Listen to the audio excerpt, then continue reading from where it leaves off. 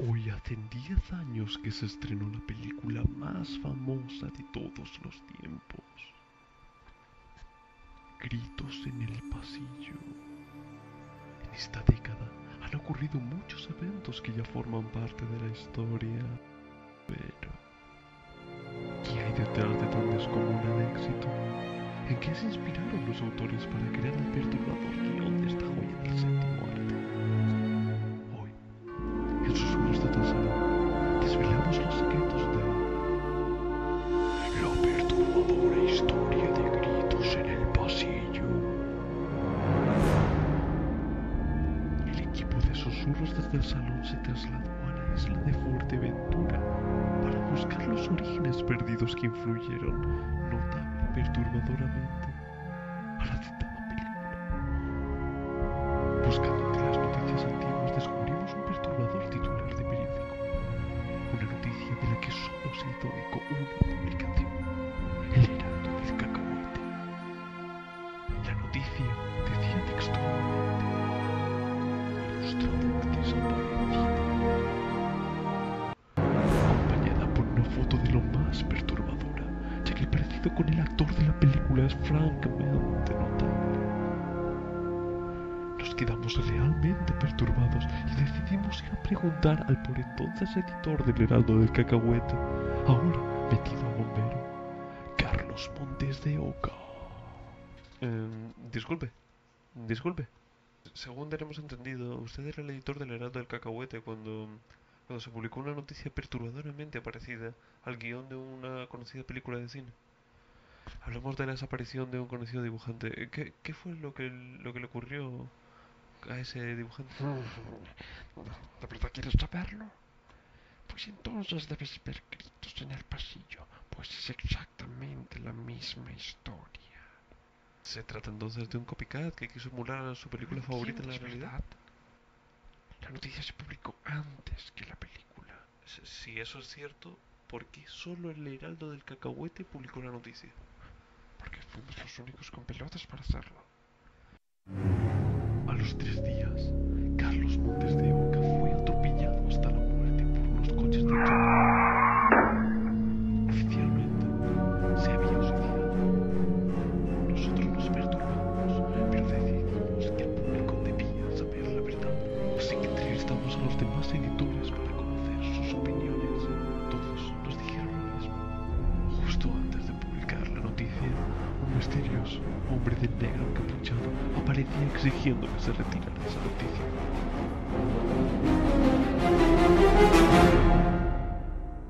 Y estos la retiraban.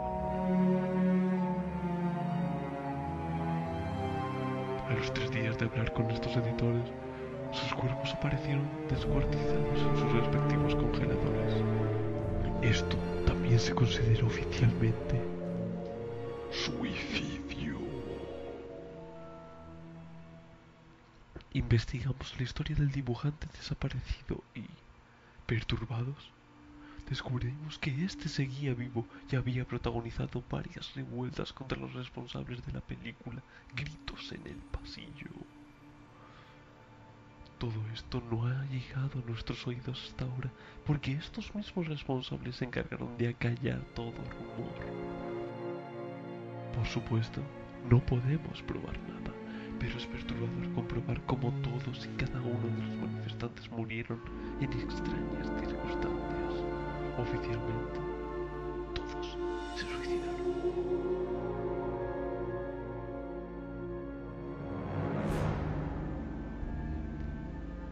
Siguiendo la trayectoria del dibujante desaparecido, comprobamos perturbados la participación de este en un programa de radio emitido el 25 de mayo de 2008.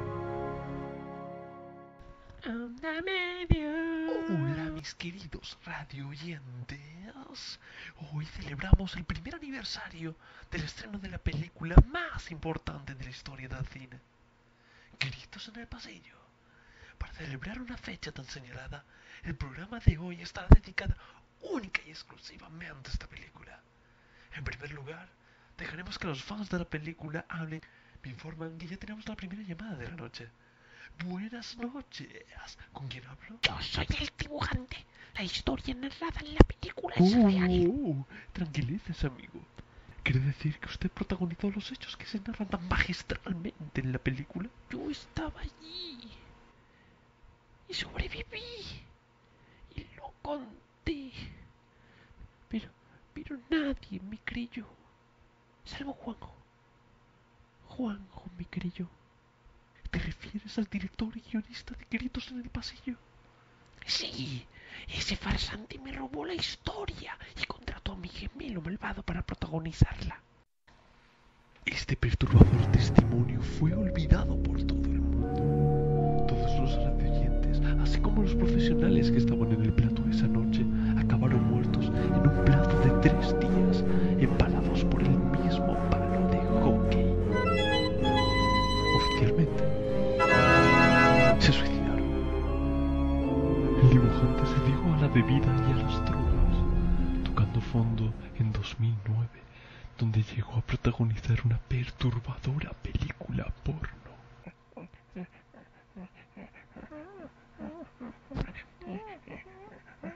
Dámelo en la boca. Como pueden observar, estaba en el más absoluto declive.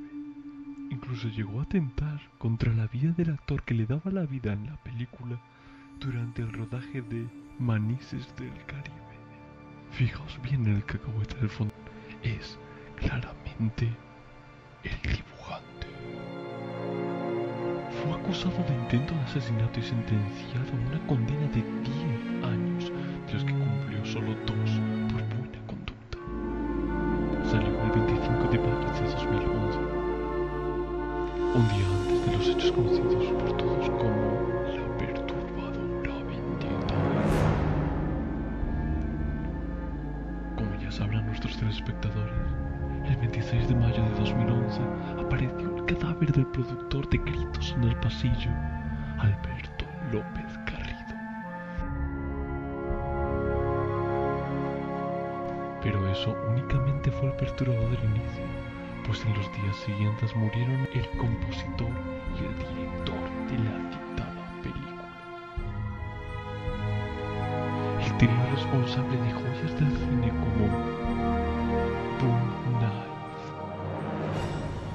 12 camiones sin piedad, Ninja Gaiden, Taladrón vs Boom Knife, falleció a manos del mismo asesino durante el rodaje del remake de Kung Fu en el espacio, con dinosaurios contra los nazis.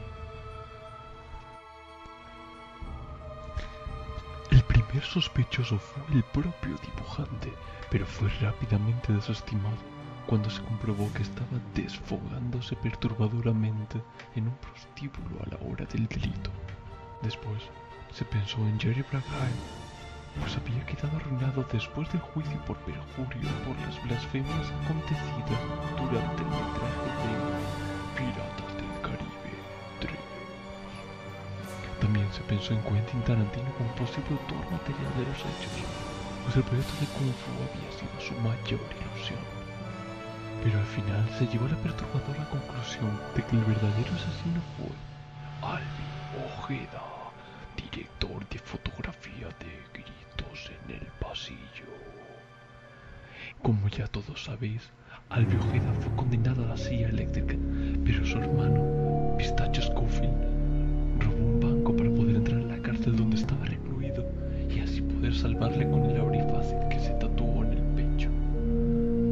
Después de un impresionante fuga conocido como Tetra Break, Albi Ojeda consiguió demostrar su inocencia. Pero nosotros tenemos otra perturbadora teoría sobre las muertes de tan miserables personajes. Examinando las fotografías conseguidas para este documental, descubrimos, perturbados, la existencia de una capa ectoplásmica en una de las imágenes.